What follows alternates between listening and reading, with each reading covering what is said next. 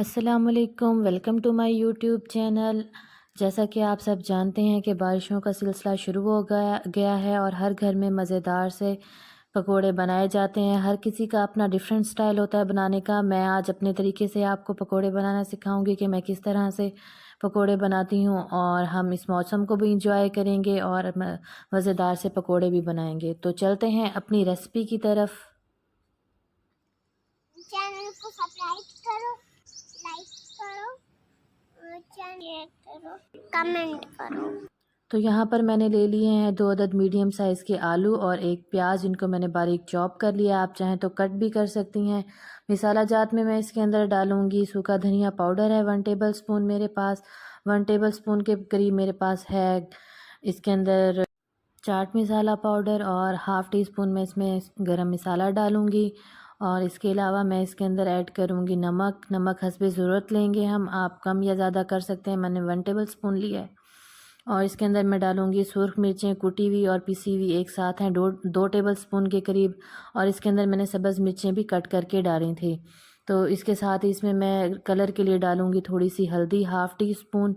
और इसके अंदर मैं लास्ट में डालूँगी 1 टेबल स्पून के करीब मेरे पास है चिकन पाउडर। और इसके साथ ही इसके अंदर मैं ऐड करूँगी 3 टेबल स्पून के करीब मेरे पास इसमें है दही और 1 अंडा। इन सब चीज़ों को मैं कर लूँगी अच्छे से मिक्स, और ताकि ये इस आलू और प्याज के मटेरियल में अच्छे से मिक्स हो जाएं। और इसके बाद इसके अंदर मैं ऐड करूँगी पुदीना है मेरे पास यहाँ पर, आप चाहें तो इसके अंदर धनिया भी ऐड कर सकते हैं। धनिया मेरे पास इस टाइम अवेलेबल नहीं था, फ्रेश पुदीना मैं इसके अंदर डाल रही हूँ। और इसके अंदर मैं डालूँगी 1 टेबल स्पून के करीब मेरे पास कसूरी मेथी है, आप चाहें तो इसमें पालक भी ऐड कर सकते हैं। जो सब्ज़ी आप डालना चाहें वो इसके अंदर आप डाल सकती हैं। लास्ट में इसके अंदर मैं डालूँगी 1.5 कप के करीब मेरे पास है बेसन को मैंने अच्छे से छान लिया था, और अब मैं इसके अंदर डालकर इसको अच्छे से मिक्स कर लूँगी। इसके अंदर मैं कुछ ज़्यादा पानी वगैरह या कुछ ऐड नहीं करूँगी, पहले मैं इसको अच्छे से मिक्स करूँगी। अगर मुझे यहाँ पर ज़रूरत महसूस हुई तो उसके बाद मैं इसके अंदर पानी डालूँगी। तो हमारे मज़ेदार से पकोड़े रेडी हो जाएंगे और झटपट बन जाने वाली ये रेसिपी है। यहाँ पर दही का जो पानी रिमूव हुआ था, आलूओं का और प्याज का पानी रिमूव हुआ था, उसी से ही मेरा ये मिक्सचर बिल्कुल रेडी हो गया है।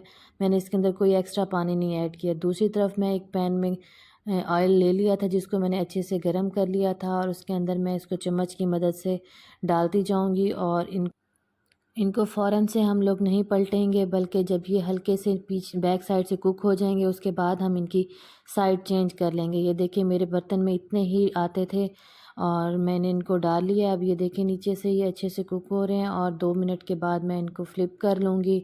जैसे ही इनका कलर चेंज होगा, इनको मीडियम फ्लेम पर अच्छे से कुक कर लें ताकि ये अंदर तक भी बहुत अच्छे से पक जाएँ। ये देखिए इनका कलर भी चेंज हो गया और ये यहाँ पर तकरीबन रेडी भी हो चुके हैं।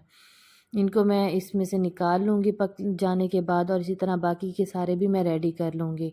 ये देखें ये मेरे बनकर रेडी हो गए हैं, और मैं इसको डिश आउट कर लूँगी। बाकी के सब भी इसी तरह मैं बना लूँगी। तो अगर आपको ये मेरा तरीका अच्छा लगा हो तो मेरी रेसिपी को ज़रूर ट्राई कीजिएगा, और अपने फैमिली फ्रेंड्स के साथ भी इसको शेयर करें।